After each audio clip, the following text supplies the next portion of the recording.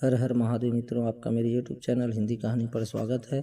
आज मैं लेकर आया हूँ माता अंजना से भेंट हनुमान जी की सुंदर कथा। लंका युद्ध की समाप्ति के पश्चात श्री राम सभी वानरों तथा राक्षसों के साथ अयोध्या की ओर पुष्पक विमान द्वारा चले।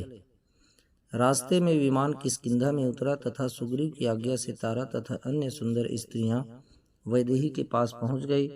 माता सीता की आज्ञा से सुग्रीव की रानियां श्री राम के राज्याभिषेक का उत्सव देखने के लिए चल पड़ी। उसी समय हनुमान जी ने हाथ जोड़कर विनय पूर्वक निवेदन किया, प्रभु, मुझे अपनी माता अंजनी से मिले बहुत दिन बीत गए हैं। यदि आज्ञा हो तो मैं उनके चरणों का स्पर्श कर आऊं। श्री राम ने कहा, हम लोग भी उस पुण्यशिला माता के जिसने ऐसे बलवान पुत्र को उत्पन्न किया दर्शन अवश्य करेंगे। भगवान राम की आज्ञा से विमान अयोध्या मार्ग से हटकर कंचनगिरी की ओर उड़ने लगा। विमान की धरती पर उतरते ही हनुमान जी के साथ जानकी एवं राम भी उतर गए। राम, सीता, लक्ष्मण तथा विभीषण आदि सभी वानर, भालुओं एवं राक्षसों के साथ हनुमान जी अंजना जी के पास पहुँचे। उनके नेत्रों में आंसू थे तथा कंठ अवरुद्ध हो गया था। माता अंजना ने हनुमान जी को गले लगा लिया तथा सजल नेत्रों से उनके सिर पर हाथ फेरने लगी। उसी समय श्री राम, सीता तथा अन्य लोग भी वहां पहुंच गए। मारुति ने उन सबका परिचय अपनी माता को दिया। अंजना की प्रसन्नता का पारावार न था। श्री राम ने अपने पिता के नाम का उच्चारण करके अंजना के चरणों में प्रणाम किया। माता ने उन्हें बैठने के लिए उचित आसन दिए। लक्ष्मण, सुग्रीव, विभीषण आदि सभी राक्षस, वानर एवं भालू व उनकी पत्नियां भी माता अंजना को मस्तक झुकाकर बैठ गईं। फिर अंजना ने बड़े प्यार से जानकी को गले लगाया तथा कहा, मैं हनुमान जी को अर्पित कर दिया हूँ। उसी कारण त्रिलोकों के स्वामी ने मेरे पास आकर मुझे कृतार्थ किया है तथा मुझे माँ कहा है। हनुमान जी ने माता अंजना के चरण दबाते हुए कहा, माँ, इन करुणामूर्ति माता सीता को दशानन हर ले गया था। श्री राम की आज्ञा से मैंने समुद्र पार कर लंका में जाकर माता सीता का पता लगाया। फिर प्रभु राम ने समुद्र पर सेतु बनाया और लंका में राक्षसों के साथ भयंकर संग्राम किया। मेघनाथ, कुंभकर्ण तथा रावण जैसे महान एवं दुर्जय वीरों का प्रभु ने वध कर विभीषण को लंका का राज दे दिया। अब सभी माता जानकी के साथ अयोध्या गमन कर रहे हैं। हनुमान जी की बात सुनकर माता अंजना ने कुपित होकर उन्हें अपनी गोद से धकेलते हुए कहा, तूने व्यर्थ ही मेरी कोख से जन्म लिया। मैंने व्यर्थ ही तुझे इतना दूध पिलाया। तुझे और तेरे बल तथा पराक्रम को धिक्कार है।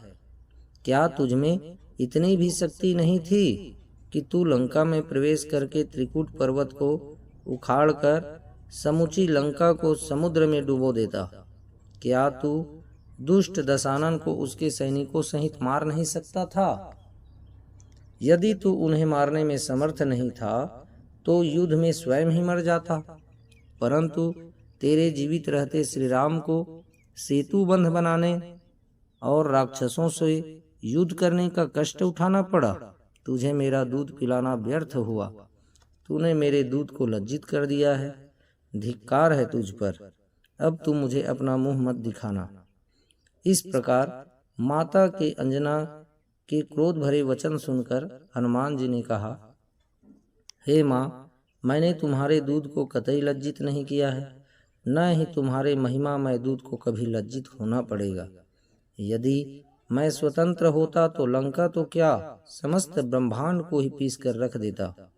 राक्षसों को मच्छरों की भांति मसल डालता तथा उसी समय माता जानकी को श्री राम के चरणों में पहुंचा देता।